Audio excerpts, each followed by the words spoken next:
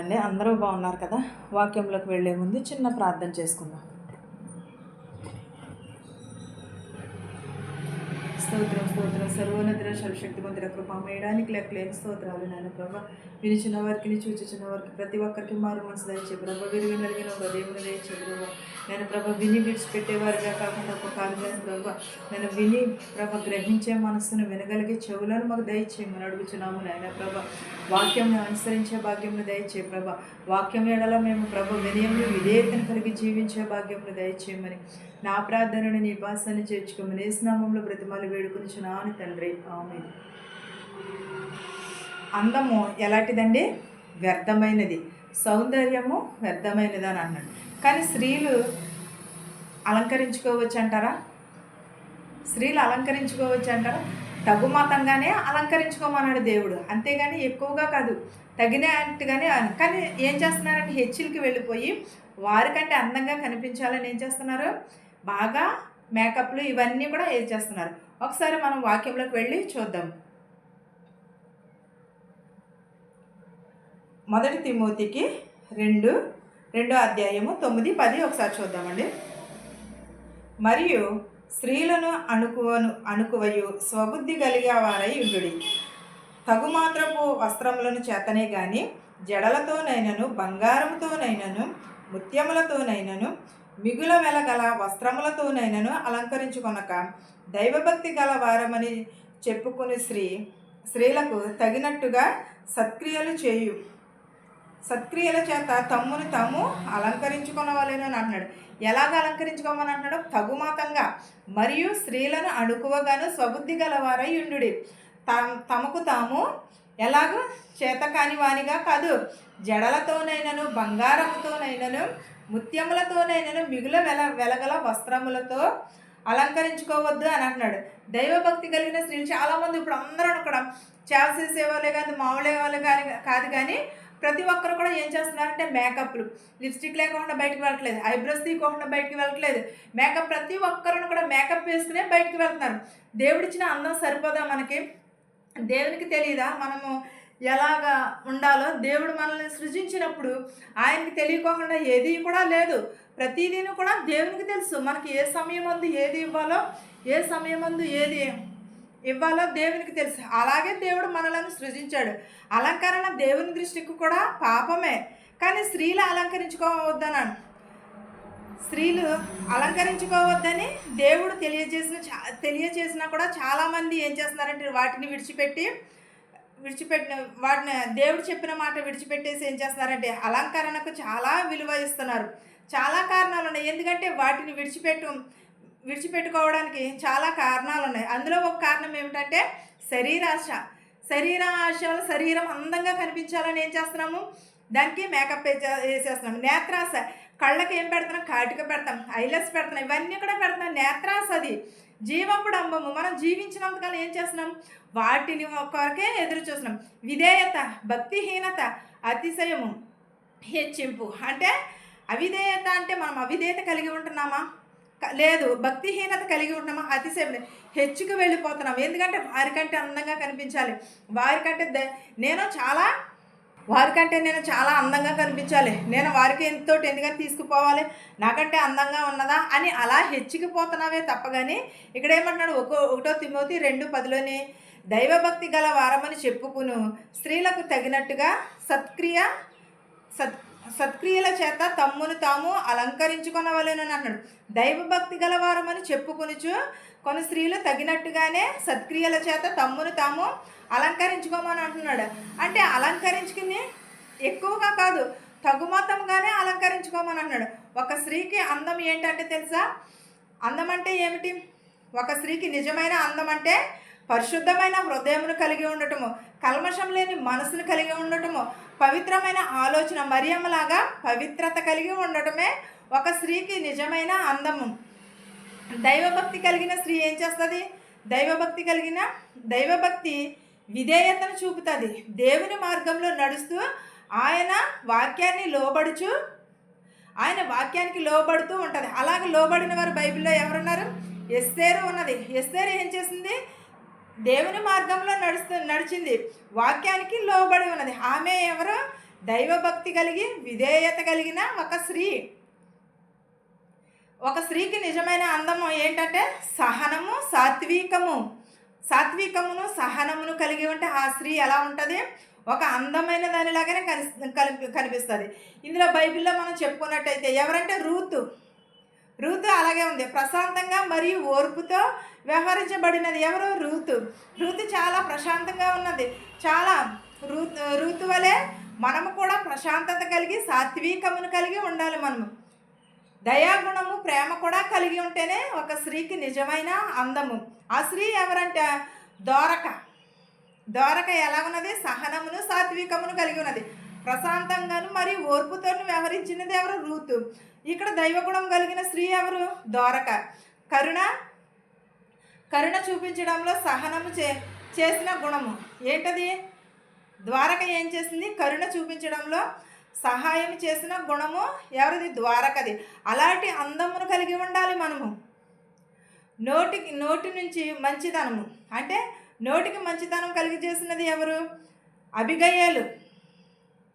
అబిగయలు సత్యముతో మృదువైన భావముతో మాట్లాడగలిగినది ఎవరు? అలాగట్టి అందమును కలిగి ఉండాలి. కానీ మనము మన నోరున్నదానికి ఎవరికి ఏదో ఒకటి తిట్టడం, ఏదో ఒకటి అనడమే తప్ప కానీ మన నోరుని మనం కాచుకుంటున్నామా? అబిగయలైతే ఎలాగ సత్యముతోనూ మృదువైన స్వభావముతోనూ మాట్లాడింది. నీవు కూడా అలాంటి మాటలను కలిగి ఉండాలి. అంతేగాని అది మానేసి ఏం చేస్తామంటే మన ఇష్టం వచ్చినట్టు కాదు. నిజమైన అందము ఎక్కడ ఉన్నది? దైవభక్తి కలిగి ఉండటంలోనే ఉన్నది. విశ్వాసమైన ప్రార్థన ఎవరిని రక్షిస్తుంది? ప్రతి కుటుంబాన్ని కూడా రక్షిస్తూ ఉంటుంది. ప్రతి ఒక్కరిని కూడా రక్షిస్తుంది. మనం అందమైన స్వభావమును కలిగి ఉండాలి. విశ్వాసమైన ప్రార్థనను కలిగి ఉండాలి. ఎస్తేరు కూడా ఏం చేసిందంటే కష్ట సమయంలో దేవునిపై నమ్మకము ఉంచింది. ఎవరు? ఎస్తేరు దేవునిపై నమ్మకం ఉంచి విశ్వాసంతో ప్రార్థన చేసింది. ఆ విశ్వాసమే ఆమెను రక్షించింది. మనల్ని కూడా అలాగే రక్షిస్తుంది. మన స్త్రీలం కదా, మనం ఏం కలిగి ఉండాలంటే విశ్వాసమును కలిగి ఉండాలి. ఉత్తమమైన ప్రవర్తనను కలిగి ఉండాలి. గుణవతి అయిన భార్య ఏమైంది? గుణవతి అయిన స్త్రీ ఒక భర్తకి మంచి భార్య అయినది. కుటుంబాన్ని, సమాజానికి కూడా గౌరవం తెచ్చిపెట్టింది. ఎవరు? గుణవతి అయిన భార్య. మనము ఒక స్త్రీకి నిజమైన అందం ఎక్కడుంది? పరిశుద్ధమైన హృదయంలో ఉంది. దైవభక్తి విధేయతలో ఉన్నది. సహనము, సాత్వికము కలిగి ఉండటంలో ఉన్నది. దయాగుణమును, ప్రేమను కలిగి ఉండటంలో ఉన్నది. నోటి మంచితనంలో ఉన్నది. విశ్వాస ప్రార్థనలో ఉన్నది. ఉత్తమమైన ప్రవర్తనలో ఉన్నది ఒక స్త్రీకి నిజమైన అందము. అంతేగాని ఈ లోకపు అందం కాదు. బైబిల్లో ఒక వాక్యము అందమును కలిగి మనం ఉండాలి. అదే సామెతలు 31:30లో రాసిపెట్టున్నది కదండి, ఒకసారి చూద్దాం. అందము మోసకరమైనది, సౌందర్యము వ్యర్థమైనది. యెహోవా యందు భయభక్తులు కలిగిన స్త్రీ కొనియాడబడును. చేసిన పనిని బట్టి అట్టి దానిని ప్రతిఫలమియ్యదగును. గౌనులు ఆమె యొద్ద పనులను ఆమెను కొనియాడబడునని అన్నాడు. చేసిన పనిని బట్టే వాటి దానిని బట్టే ప్రతిఫలమగును. గౌనులు ఆమె యొద్ద నుండి ఆమె పనులను ఆమెను కూడా కొనియాడబడును. సౌందర్యం ఎలాంటిది? వ్యర్థమని అంటున్నాడు. అందము మోసకరమైనది అంటున్నాడు. కానీ అందమును, సౌందర్యమును ఇవన్నీ కూడా విడిచిపెట్టి యెహోవా యందు భయభక్తులు కలిగిన స్త్రీయే కొనియాడబడును. అలాగే సామెతలు 31:10లో కూడా రాసిపెట్టింది. గుణవతి అయిన భార్య దొరుకుట అరుదు, అట్టిది ముత్యముల కంటే అమూల్యమైనది. ఆమె పేరుమిటి ఆమె యందు నమ్మిక ఉంచును అని చెప్పి ఉన్నాడు. ఎలా? గుణవతి అయిన భార్య దొరుకుట అరుదు, ముత్యముల కంటే అమూల్యమైనది అంటే మనం గుణము కలిగిన ఉంటున్నామా, లేకపోతే అందమును కలిగిన ఉంటున్నామా? మనం ఎప్పుడూ కూడా దేవుని ఎడల గుణమును కలిగి ఉండాలి. మన భర్తకు మనము లోబడి ఉండాలి. ఈ వాక్యము మనందరికీ తోడయుండును గాక. ఆమేన్. ప్రార్థించుకుందాం. స్తోత్రం స్తోత్రం స్తోత్రం. సర్వోన్నతుడా, సర్వశక్తిమంతుడా, కృపమయడానికి లెక్కలేని స్తోత్రాలు నాయన ప్రభా. వినిచిన వారికి, చూచుచున్న వారికి ప్రతి ఒక్కరికి మారు మనసు దయచే ప్రభా. రక్షణ భాగ్యం దయచే ప్రభా. విరిగి నరిగిన హృదయం దయచేయమని అడుగుచున్నాను నాయన ప్రభా. నిన్ను స్తుతించే భాగ్యం మాకు ఇచ్చినందుకు నీకు వందనాలు నాయన ప్రభా. ఈ లోకపు వైపు కాదు కానీ ప్రభా, నీ కొరకు మేము ఎదురు చూడడానికి సహాయం చేయ ప్రభా. బుద్ధి కలిగిన కన్యకుల వలె ప్రభా దివిటీలు పట్టుకుని నాయన ప్రభా ఎదురు చూసే భాగ్యము దయచే ప్రభా. నాయన వాక్యము ప్రభా, వాక్యము వెడల ప్రభా మేము నడుచుకునేటకు సహాయం చేయ ప్రభా. మా శత్రువులు, మిత్రులు దీవించిన ఆయన ధనికులనేమి పేదలనేమి దీవించిన ఆయన ప్రభువ.